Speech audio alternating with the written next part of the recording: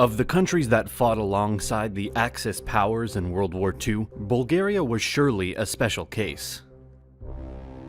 It was, without a doubt, one of the countries less committed to the war and to its own allies. Bulgaria didn't invade the Soviet Union and wasn't committed to the war against the Comintern. Why then did Bulgaria enter the war, and what eventually became of it? Bulgarian military forces occupied with German consent parts of the Kingdom of Greece and Yugoslavia, which Bulgaria claimed on the basis of the 1878 Treaty of San Stefano. Bulgaria resisted Axis pressure to join the war against the Soviet Union, begun on the 22nd of June 1941, but declared war on Britain and the United States on the 13th of December 1941. The Red Army entered Bulgaria on the 8th of September 1944. Bulgaria declared war on Germany the next day. At the start of the war, like many other modern kingdoms, Bulgaria was a constitutional monarchy. As it stated its constitution of 1879, Bulgaria didn't have a noble class per se, other than the Tsar's royal family. It was at the time, actually, the society was with the smallest class gap in the region, something which complemented with a developed universal education system. Bulgaria was also one of the most ethnically homogeneous societies in the Balkans. Nonetheless, despite such equality indicators, the local political climate during these first 20th century decades were agitated enough. As such, at the start of World War II, Bulgaria, despite being a constitutional monarchy, was actually a dictatorship in which Tsar Boris III held all the power. As a monarch, Boris started his reign in 1918 by mostly staying out of politics. Yet after a coup d'etat against him in 1934, abolished political parties, on recovering the power the next year, the Tsar, as a response to political instability and in order to maintain institutional security, made a coup d'etat himself, becoming dictator of Bulgaria. Political parties were still banned, and even in 1938's election, political labels were forbidden. Prior to World War II, Bulgaria had a history of territorial loss. Its borders suffered heavily the kingdom's defeats, first in the Second Balkan War and shortly after in World War I. The treaty signed between Bulgaria and World War I winning nations in 1919 made the Balkan country lose a third of its territory. The loss of these territories also meant for Bulgaria losing an important part of its economic production, like the tobacco fields in western Thrace that accounted for a large part of the country's production. To be accurate, Bulgaria's territorial loss started all the way back in 1878. That year, territories granted to Bulgaria by the Treaty of San Stefano, which gave the country a vast land extension, were cancelled only months after the Treaty of Berlin, in addition to taking away its recently gained autonomy from the Ottoman Empire. While the first treaty was motivated by Russia, looking for an ally in the Balkans, the second one was signed for the Western powers, alarmed by the presence of a Russian-backed-up state in the region. In this way, since then, Russians were seen by Bulgarians, if not as liberators, at least as friendly people to Bulgaria. At the same time, with the loss of these territories, Bulgarians adopted a sense of right over them. The answer then to why Bulgaria entered the war is simple yet complex. Territory. This doesn't mean that the conquest was in the agenda of Bulgaria.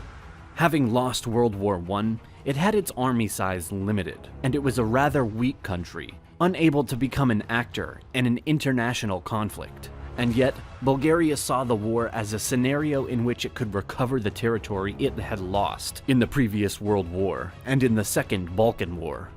Not to mention the fact that a great number of Bulgarians lived then in these territories, which facilitated their annexation. Then there is also a second question. Why did it choose the Axis? Prior to joining the Axis, Bulgaria received an offer of the USSR for obtaining a portion of land if Boris let Soviet troops reach Europe from there. Yet Boris denied, as he feared it was at best a friendly forced occupation. On the other hand, due to its history of having a territorial dispute with them, Bulgaria was unable to see its neighbor countries in the Balkan region as allies to rely on in defending against exterior threats. As such, as these countries chose to be allies of France and the United Kingdom, Bulgaria was less inclined to follow them. At the same time, although Italy was influential in Bulgaria to some extent, it was Germany who was indeed admired by its people. Since World War I, Germany became a relevant part of the Bulgarian economy, accounting for a big share of its importations and exportations, as well as its main weaponry provider.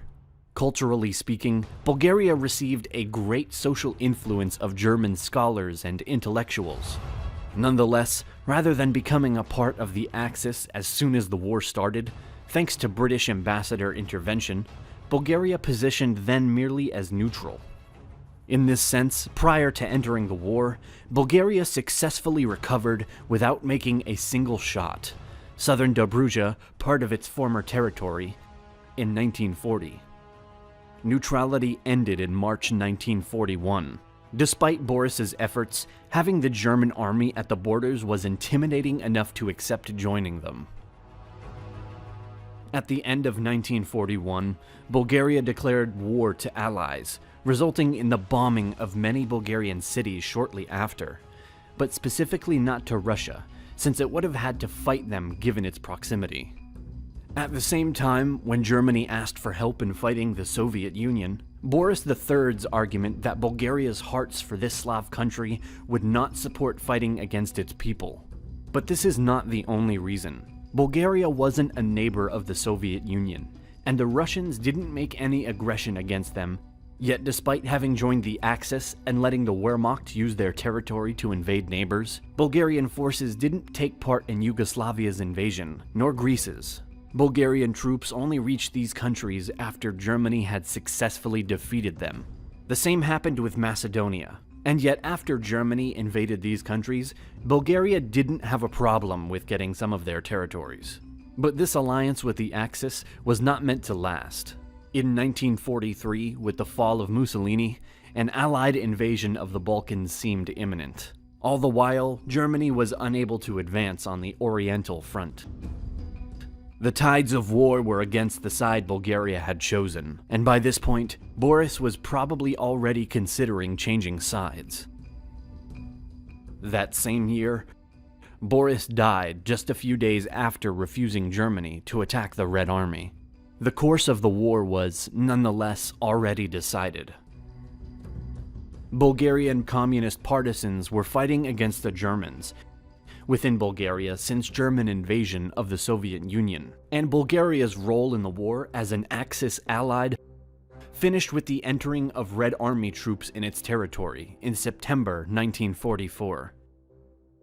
The Soviet Union access to the country was followed by a purge of the country's political class. Those same communist partisans made a coup d'etat, finishing Bulgarian monarchy and taking the power to their own party.